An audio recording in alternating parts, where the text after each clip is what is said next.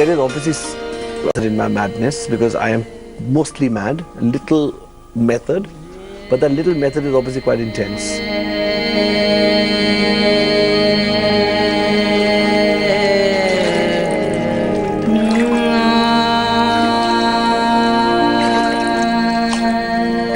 I've been having a really really intense romance and love affair with a fabric called muslin.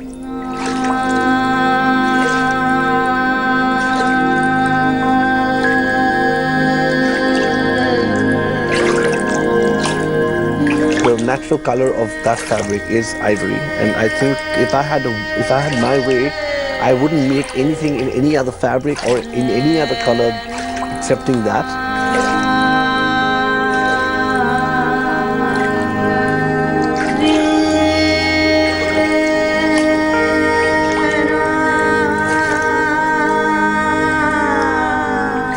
My sense of fashion is actually it's very understated.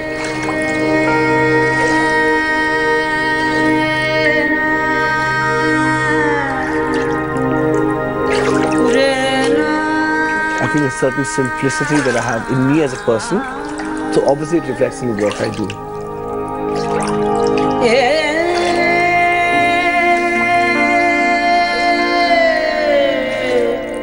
I don't even go to work most days. I go to work at 1 in the afternoon, and you know, this is something that people envy. I know a lot of my fraternity really envy, and that is something, the only thing I think that people resent me for.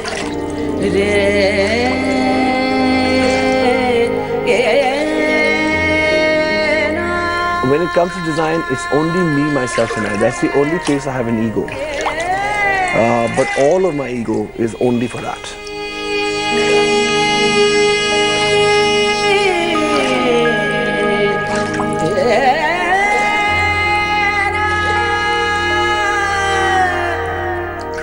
I do everything better now. I'm older and wiser, and I'm in a very happy zone. I have my life all sorted out, and so I'm calm, almost tranquil, and so everything that I do with a much more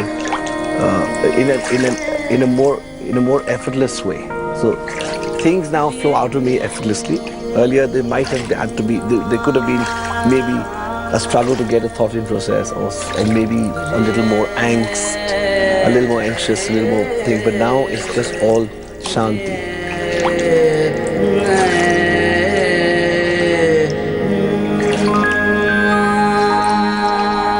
I started working with my brother and the business that family still has when I was still in college.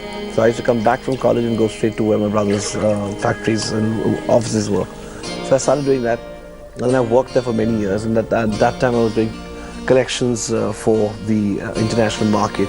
And then while I was still doing this, at that time my closest friend, God bless his soul, Rohit Bal, actually kind of literally picked me up and pushed me into this whole amazing world of fashion, because I wouldn't have maybe done it on my own, but he literally pushed me, dragged me into it, and there it was. And suddenly I was doing collections, and I didn't even know when it started, how it happened, but I know for a fact that there was just one single-handedly, it was Rohit Bal who actually put me into this, and you know, that's how it actually happened. The drama that Rohit has always had, the flamboyance and the confidence with which he does things is really what sets him apart, I think. I'm so delighted for him. What attracts people to fashion initially, which of course is totally far from the truth, is the fact that people think it's very glamorous. The press portrays it as being very glamorous, because what you see in pictures and magazines and newspapers on page 3, the disgusting thing, is designers only at parties or on the ramp or with models or with film stars or with glamorous people. And so everyone thinks, oh my God, this is the best thing to be. It's really quite the opposite, because they don't really come and work with us. They don't have to be sitting in, you know, factories and karkhanas 50 degrees Celsius all year round. They don't see all of that. They don't see the blood, sweat, and the tears and the toil. They don't see any of that, because that's not what people are interested in seeing. We obviously have more glamorous lives in moments, but they're only in moments, and so those moments are very small. They're short moments. They're not chunks of our lives. They're really little bits of our lives.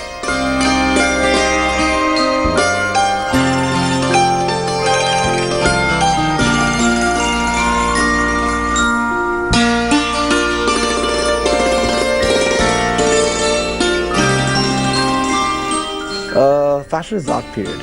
So I don't care whether you call it wearable or not wearable. All fashion is art if it's done like art. I mean, you have to make it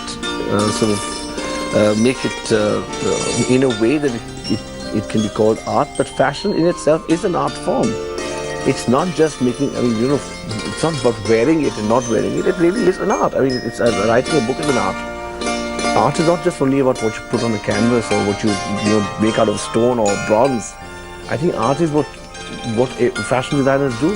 We create art just a little more often, and yes, now what you see sometimes is also it's sold in the same price brackets, and I think yes, fashion is a very strong art.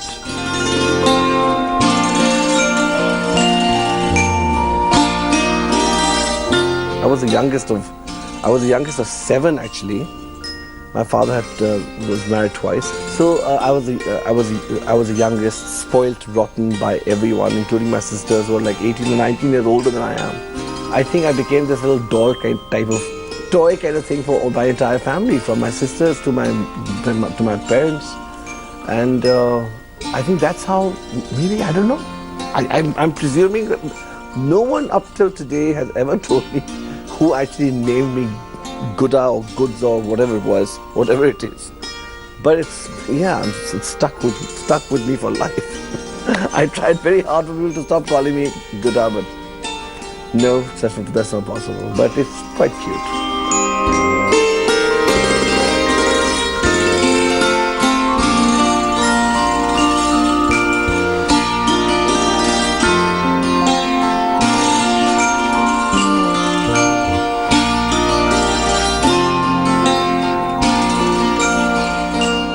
I've known him all my life, and I love his clothes. I think they're beautiful, and he is somebody who would be making one of my wedding garments for sure. So I love you, Rohit, Gooda, and my mom loves you, my family loves you. I love wearing your clothes. You make me feel beautiful, and you're a true artist, and I hope you're around for the next 25 years making these beautiful, beautiful clothes and doing beautiful weddings, and that's it.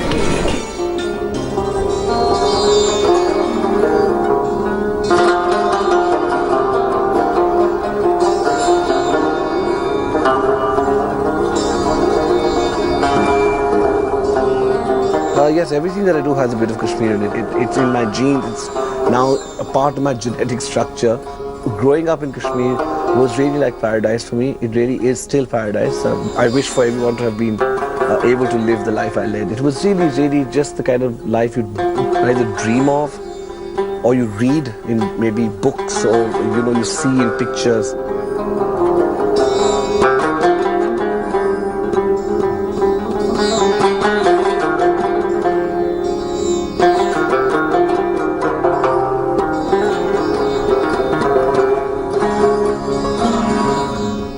First collection I did was actually, it was a show which was being done by Ensemble in Delhi. I think it was Ensemble's first show.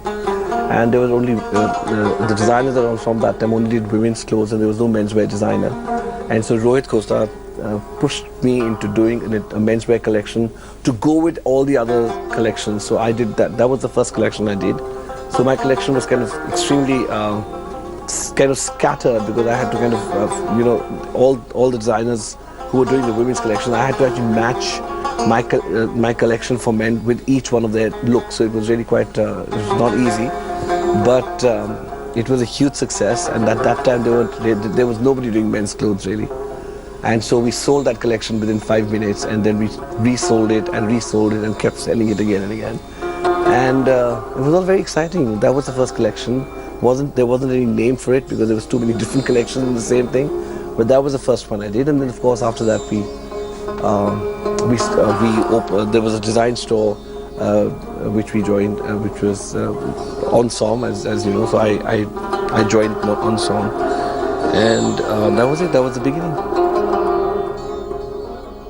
He's still as young as he probably was when he started way back then, but Gunda's fun, he's irreverent, he's creative, so he's probably going to go on for another 25 years, I would imagine.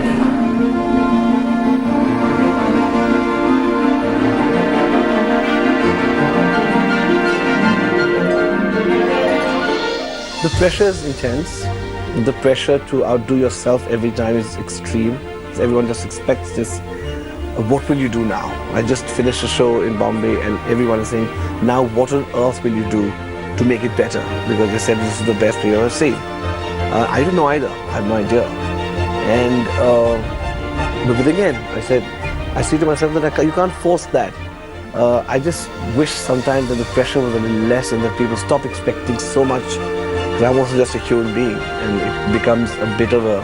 I don't want my work to be stressful.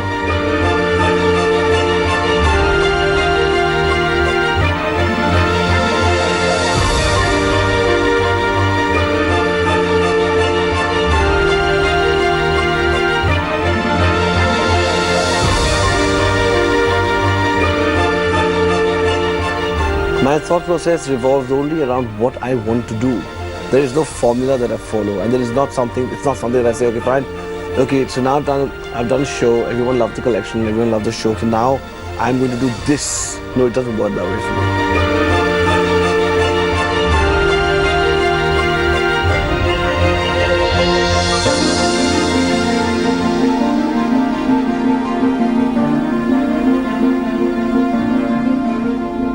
I don't read fashion magazines. I don't really see anyone's work unless it really interests me. So I kind of sort of, as far as fashion is concerned, I have blinkers on my eye and I only think about what I need to do. I think the newness comes from spontaneity. It comes from being impulsive. It comes from also taking risks. And so I take a lot of risks, and like I said, most times, touch wood, those risks have kind of worked out. And I think if you don't take risks, then you're going to be just dead boring.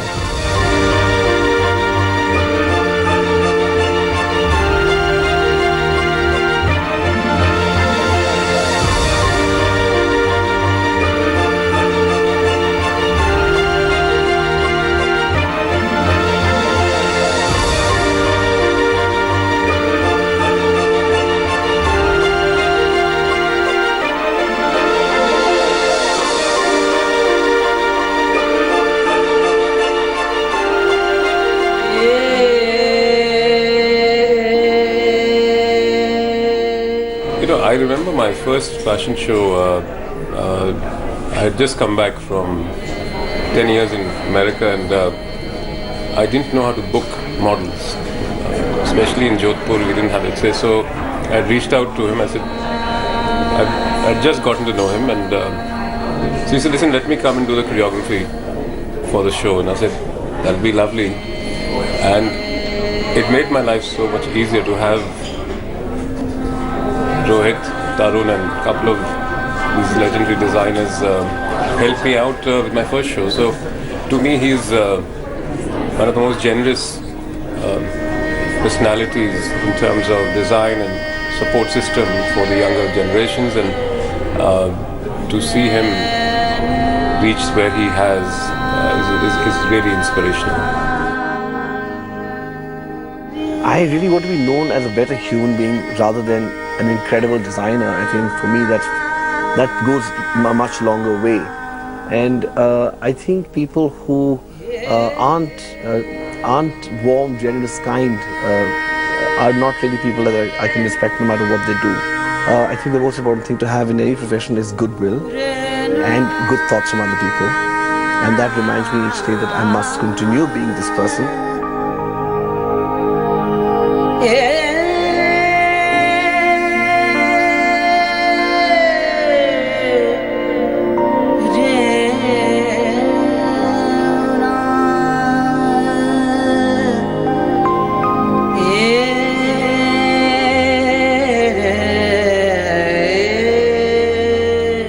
fashion is not for everyone at all. I think fashion is always going to be for just very few people. And I'm not talking about affordability or anything here. I'm talking about sensibility. Mostly and more so in India, where there's so many other issues and so many other important things that need to be sorted out. So fashion is always going to be right at the end of anyone's list. So very few people can actually afford what we call fashion or what fashion is conceived as. And also, it's a kind of thing that really isn't for everyone. You know, I mean, it's not the kind of thing that everyone needs to be a part of.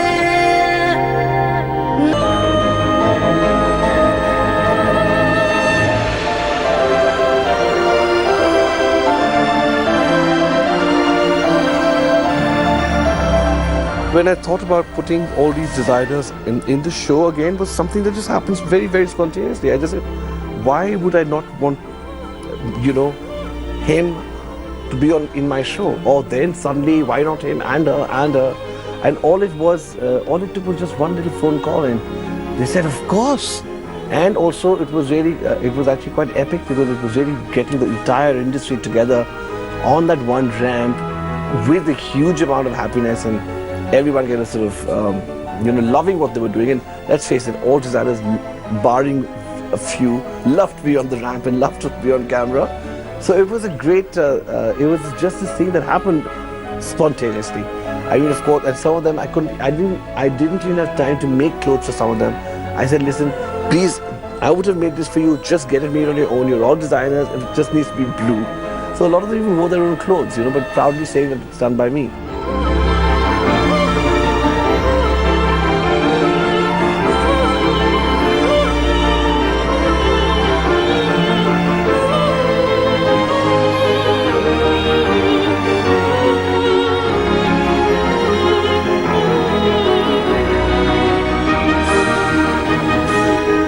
My father was extremely stylish, and he was an incredible man who was stylish in every which way, in his mind, in his heart, in his everything. So I suppose my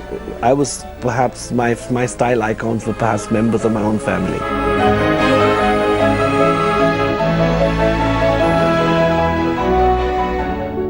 I don't particularly design anything for with the thought of it being on the red carpet or walking on the red carpet. Again, like I said, been there, done that. I don't do. Like I said, red carpet normally associated with very elaborate gowns and dresses and evening wear and stuff, which I don't do. Everyone asks me, "My God, why are your clothes so long? Why do you make them so long?" Why? It's just something that I like. That's it. No heavy explanation. I love making long clothes. I make long clothes. Simple.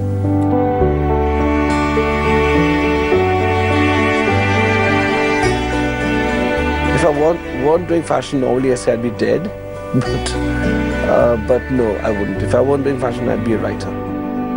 Just love the concept of saying, friend, I'm going away for a year, I'm going to the south of Spain because I'm going to write my next book. I think that's just such an incredible story and a fantasy for me.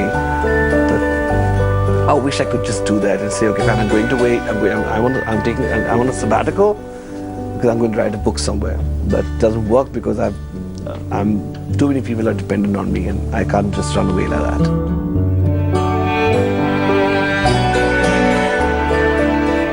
Oh, he's brilliant. I mean, a Rohit Bal outfit. Its simplicity, the cut, the feel, like the way I'm feeling right now in this, I'm feeling like a princess. But it's very effortless. Look, it's just actually there's no, it's just mal, and look how amazing it looks on everybody. We all feel good in it. So it's timeless, and it transcends age groups, body shapes, but you just feel beautiful.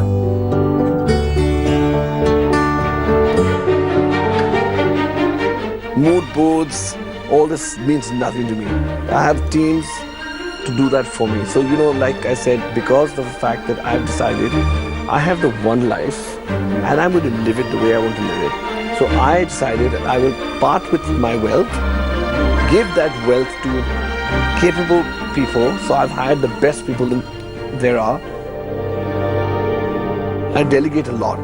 But the only thing that I'm extremely possessive and careful about is design. So if it's anything to do with design, it has to happen through me, and it cannot happen through any other channel.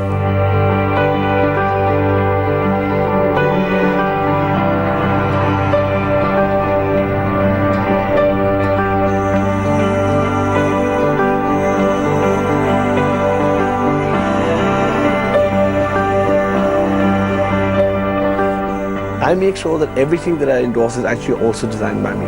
I don't just see things and say, okay, this. I make sure that I do it myself. So whether it's my new collection of jewelry with Swarovski, whether it's this crystal collection that we're doing from the Czech Republic, whether it's carpets, whether it's we're signed up with Good Earth, I'm doing a whole collection of stuff for them. Every single thing is designed by us. I have a little story to tell. So this is his 25th year. On the India Today's 25th year celebration, I was planning to wear something, and he had one look at it and said, "Rani or Rekha, you cannot wear this."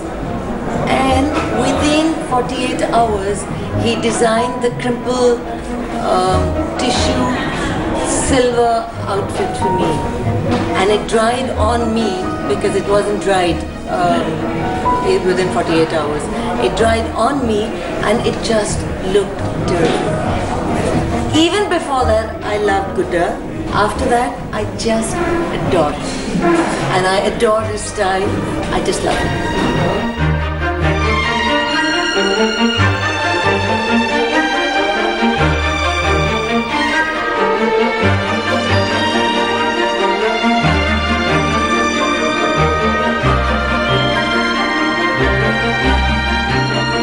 I think it's incredible to be able to have technology and textile, especially the rich kind of cultural heritage of Indian textile and Indian fashion, and to combine that with extreme technology.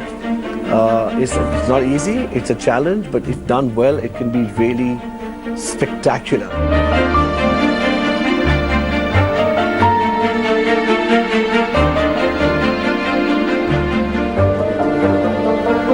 I would say that he has a very sharp eye. He has a very sharp eye on aesthetics. He can and embellishments.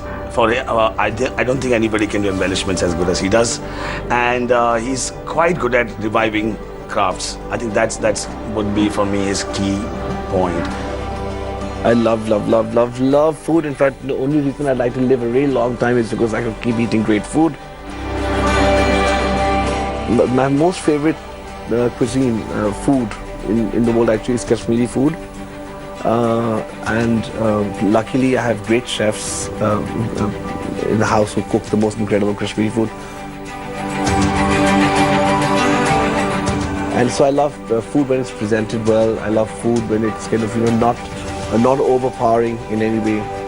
Yes, I am crazy about good food, and you can see.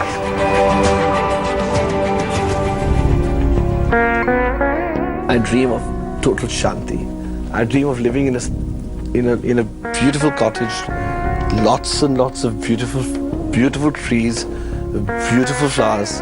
Maybe in Goa, maybe in Spain.